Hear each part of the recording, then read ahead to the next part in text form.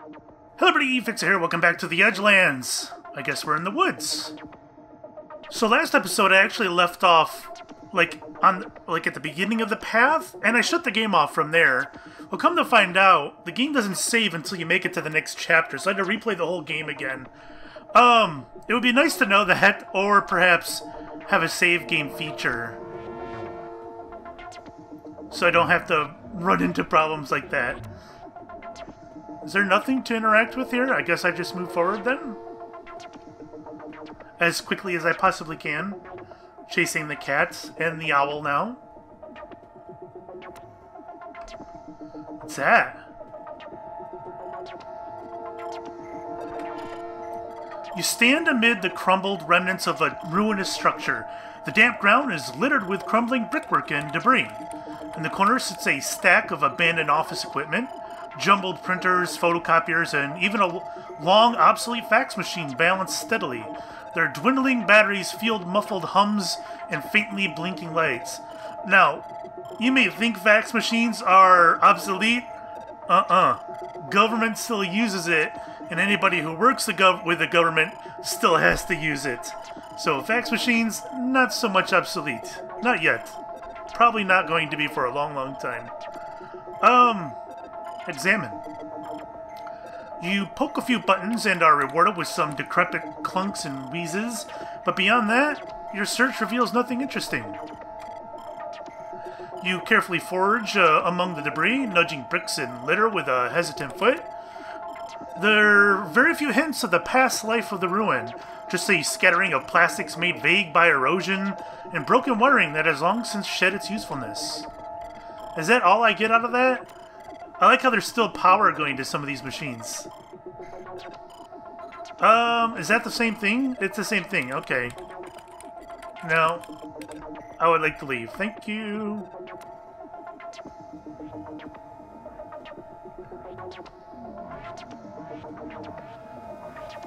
What's this? A camper of some sort? Or a caravan, depending where you grew up, I suppose? You see the skeletal shell of an old bus. Alright, well I guess it's a bus.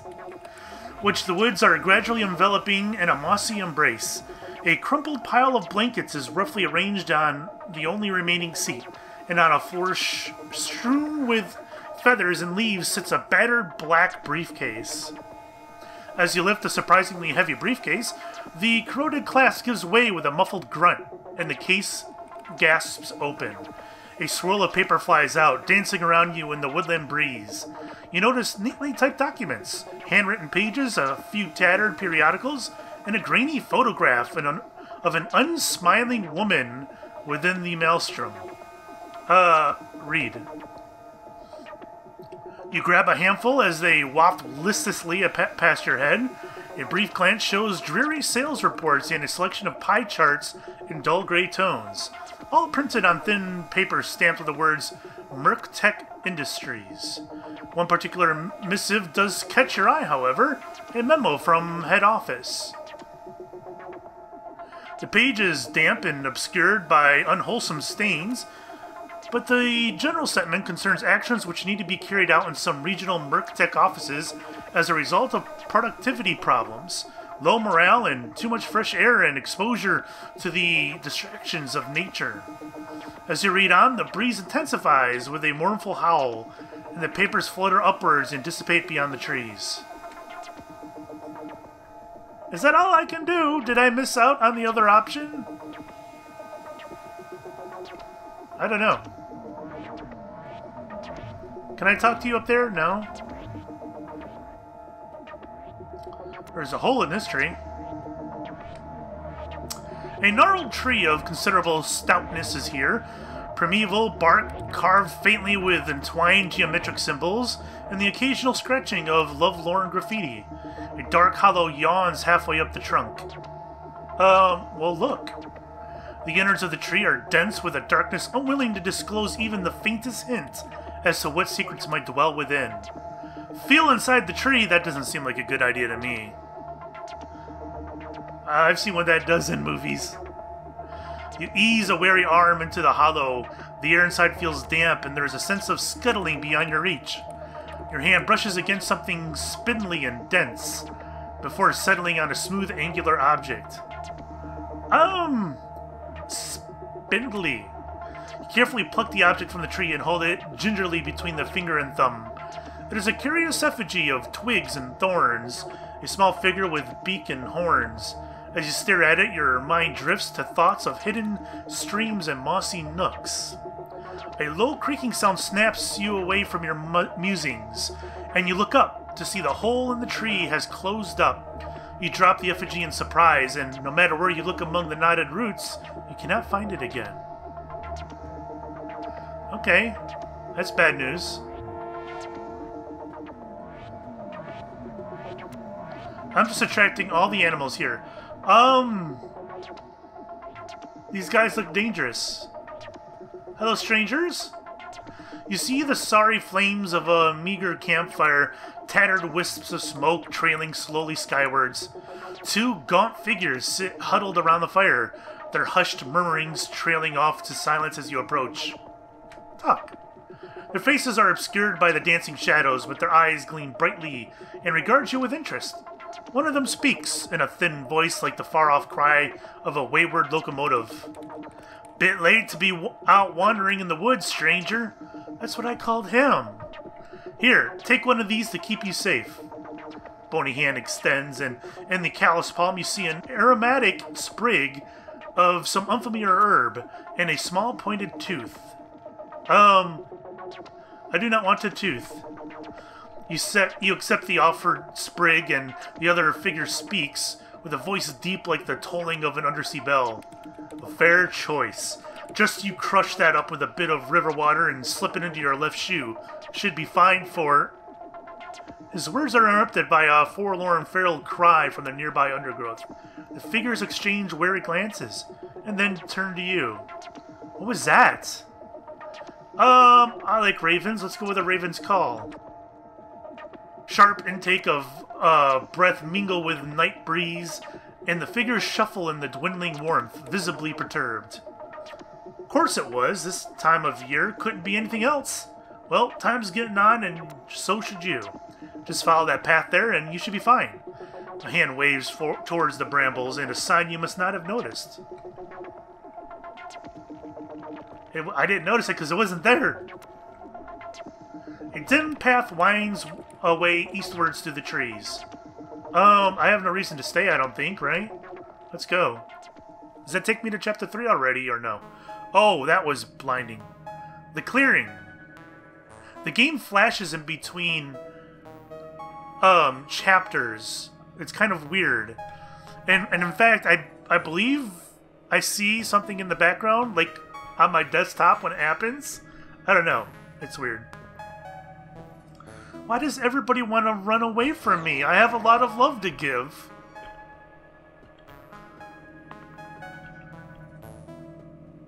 Ooh, a black squirrel. Where I come from, there are many black squirrels. Hi. A hooded figure with a stout cane, eyes fixated on a darkened phone screen. Percussive mutterings of frustration radiate from the folds of the hood. I approach. A voice like a rusty gate. Not now, not now. Something is not right with this device. The phone is waved dismissively in your direction. I shall withdraw. Hello, Raven. I want to look at your sign. A hooded figure. Oh, that's not the Raven. Keep away. Well, this looks dangerous. Dense brambles block the path ahead, a bristling tangle of eager thorns and stubborn roots. Okay. There's a dark bird up there as well. Is that the raven? Or a raven? No, because that looks more like a raven. That up there might be just an owl. I don't know. I guess let's go left. Hello, squirrel. Show me the way. What do we have here, squirrel? A gnarled and twisted tree stands resolutely before you. Tangled throughout its branches dangle what appears to be mobile phones, their small screens blank and lifeless. Approach tree. You approach the tree, entranced by the spectacle of the screen-laden branches. The wind seems to whisper soothing secrets. The woods murmur gentle, wordless poems of dark hope. Put your phone on the tree. Ooh. Yeah. An urge to make an offering to the tree grips you, and you place your phone thoughtfully against the trunk. The tree shudders briefly, and a sense of dissipating tension percolates through the woods.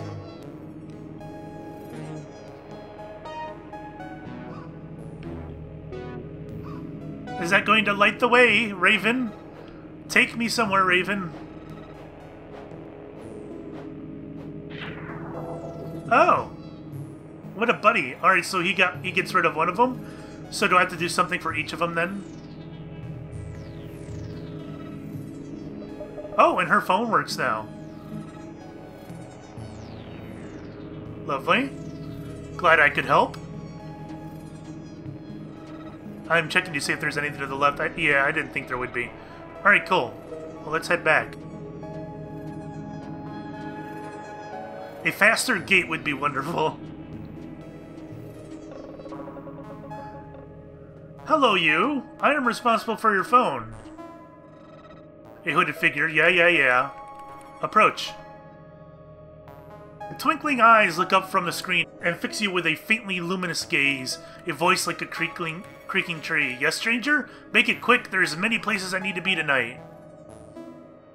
About the way onwards. The cane motions to the north, a voice like distant crows. That way, stranger. Through the trees and towards the lights, and mind you don't get snagged on the undergrowth. The eyes returns to the screen in the manner which conveys that this conversation is at an end. Alright. So 2 down. 2 to go. I dig it. Alright, let's go down here then. Take me, squirrel. That bird is on that deer. Hi.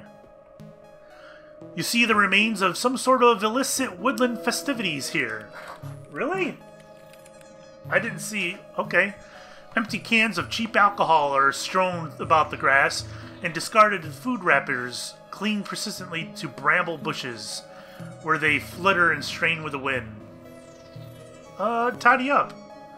You do the best that can be managed, fussily plucking litter from branch and thorn and collecting it in a small pile with the forgotten cans. The deer watches your actions with interest, and when the task is complete, the raven utters a slow, approving caw as his companion scampers off among the trees. What happens if I was a dick? Do they not unlock my shit? I don't know. I'm partially curious.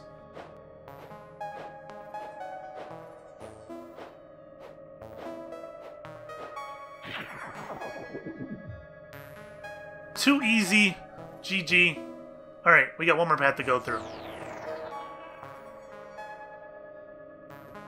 I'm not sure it's entirely necessary to have this camera pan all the way back down to me so slowly. Was there anything else over here to look at? No? Okay.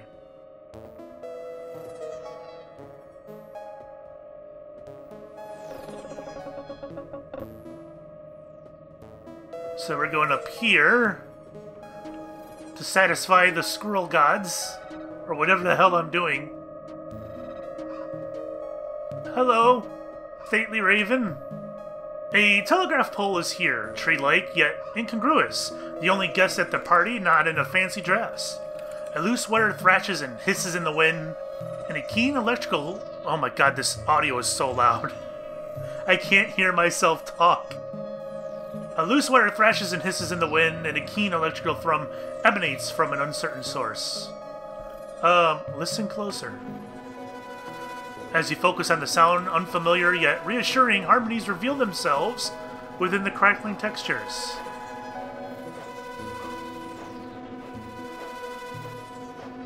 Yeah. Gotcha. I made myself the path. Let's move forward there, girl.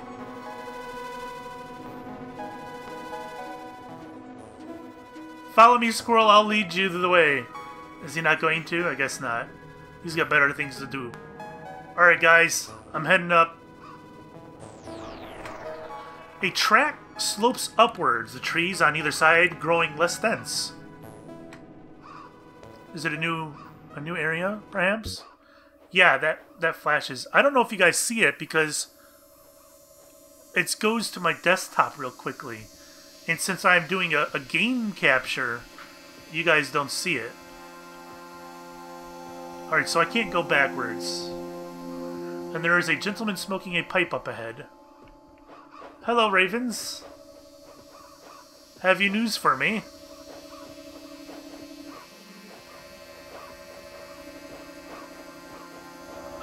Well, before I go to the left, I guess I'll go talk with the gentleman over here.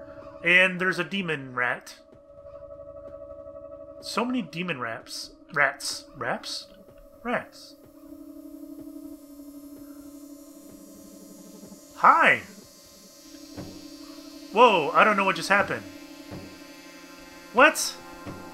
The game wants to go back to the menu? It's almost like my key bindings have changed. I can no longer press space to talk. I have to press enter. What? An ominously hairy individual slouches warily on a narrow bridge. It puffs occasionally on a foul-smelling pipe and eyes you with curiosity. I'm pretty sure that I was using space before. Holy cow. Ask if it's all cat. Yeah, man. Did the keys just change, or am I on crack? There's a sigh that brings to mind the scraping of rocks. A look which acknowledges that you were both right here. You both know exactly what you saw as far as cats and bridges are concerned. Can you move? A deep, gravely voice. Sorry, stranger. It's just so interesting that they keep using the term stranger when it comes to me. Considering my history in strange lands and everything. I'm just too parched to even think about moving. That's my deep, gravely voice, guys, sorry. A slow, scraping inhalation. Exhale. Maybe you could buy me a drink from that glittering establishment. Immediate limb gestures towards the shabbily winking petrol station behind you. What do you say, stranger? Yeah, I can do that. The beard beams, the eyes twinkle. Good, good, I got some coins here. That ought to be enough. Hand rummages beneath coarse bristles, and a few weathered coins are handed over. Yeah, no problem, boss. I got you covered. What on earth is this over here? You see a cairn-like arrangement of various rocks, something considered and deliberate about their placement. At the base of the edifice is one particularly flat stone, a small offering of coins placed haphazardly on it. I want to take the coins, but I have a funny feeling I'll get penalized in some way for that. I'll just take a rock. You carefully select a small rock from off to the side of the main pile.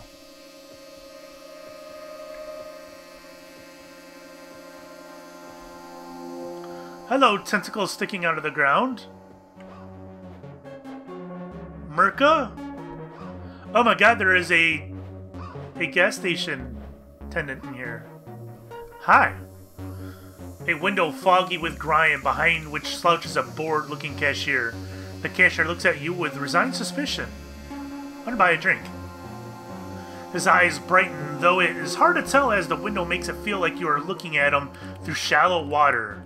He shambles away, returning a few minutes later with a bottle in each hand. One is very pink and the other is dull green. Oh, I don't know what I need. Pink. He nods approvingly and the hatch below the window shunts open. You place the coins inside, the bottle appears, and you pick it up. As you do, you glance at the label. There's a glossy picture of a smiling man in an office cubicle, illuminated by the glow of the moon. Merca energy drink. Sleep is for the lazy. Rest is for the feckless.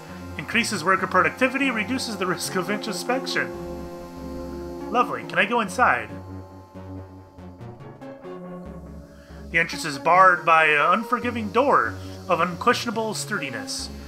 You give it a desultory tug, and the figure in the window glares in your direction. An unseen intercom hisses into action. The meaning of the words is unclear, but the sense that you should leave the door alone is heavily apparent.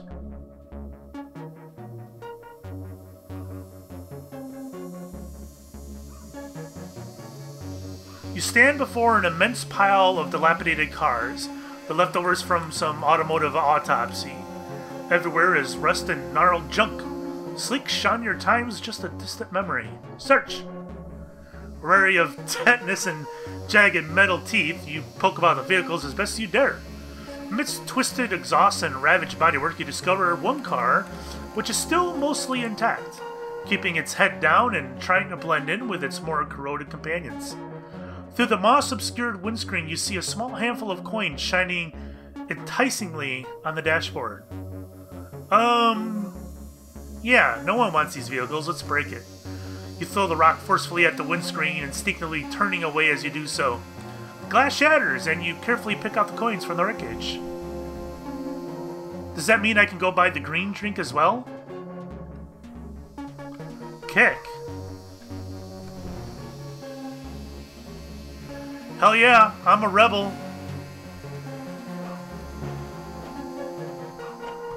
Okay.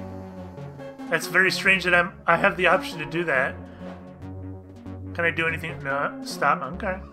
So maybe I'll go buy the green drink then. Let's see if I get an option to. As I slowly meander over. Alright. I would like to approach the window, Mr. Cashier. The intercom. Alright, well, screw you then. I can't buy the green drink.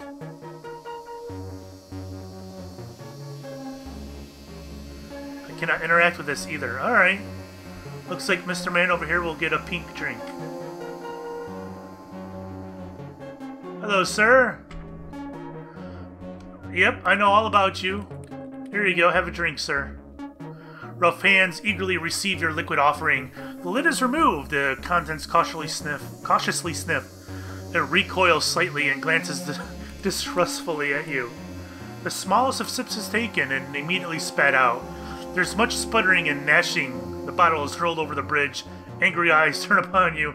No, no, no, I cannot drink that. Bring me a real drink. Coins are thrown in your direction. I have a funny feeling that would have happened no matter what color I chose. Well, hopefully the cashier will respond to me now, right? Buy another drink. You know, I think that's a little bit too much busy work. I should have been able to buy the second drink and take both of them to the guy. Whatever. He stares, he blinks once more. Another brief vanishing into the depths, returning with 2 more bottles held out for your perusal. One seems almost clear. Oh, great. I'm going to go with clear. An approving shrug, and the hatch shunts open again. You place the coins inside and collect the bottle. As you do so, you glance at the label. A glistening snow-capped mountain. Aqua Merca Pura, ultra-refined in your R labs. The purest beverage you will ever drink. No natural traces, just pure science. I think, I have a feeling that we're going to go back a third time, guys. Hopefully not. Hopefully he likes clear, right? I need to get to the next area. The episode's getting long. Alright, give drink. With less enthusiasm than before, the bottle is taken and opened. There is a long sniff and a wince. Without even attempting to drink, the liquid is slowly poured out over the side of the bridge. Baleful eyes fixed on you the whole time. A craggy utterance. Bring me something I can drink! And pay for it yourself this time. Yeah, it was gonna happen anyways, guys. Yeah, this feels a little bit like busy work. That's kind of unnecessary.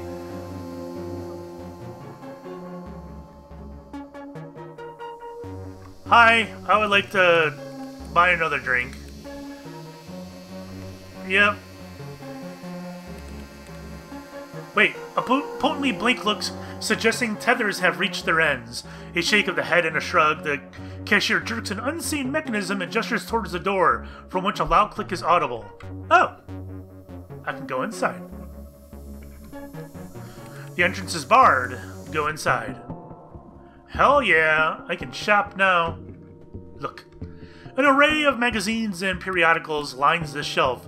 so glossy they could almost be covered in a glistening slime. These shelves are overflowing with all manner of brightly packaged products. A bewildering kaleidoscope of slogans and images swim hypnotically before your eyes, seductive whispers filling your mind with the promise of fulfilling lifestyles. I want to buy one.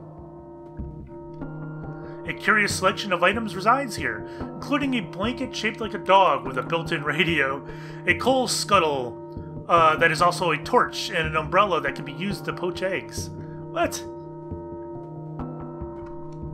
This refrigerated cabinet hums beguilingly. Through frost-dappled glass, you can see a multitude of multicolored beverages. The section is overwhelming, but you are instinctively able to tune out the more garishly luminous options, eye-skinning for something simple and mundane. Merck's Insomnia Tonic. Yeah. You pick up the serenely hued bottle. Is that all I can do? He better like that shit. I don't want to come back here a fourth time. Despite the fact that there is no longer a grimy window between you, the cashier's face still retains the element of fuzzy diffraction. You show him the drink and hand over some coins, and he nods curtly, signaling the satisfying conclusion of both your transactions and your fleeting and turbulent relationship. Okay. I just want to buy a drink, yo. You don't have to get so serious. Alright, let's go outside. As you step out, the cashier waves a distracted goodbye. Yeah.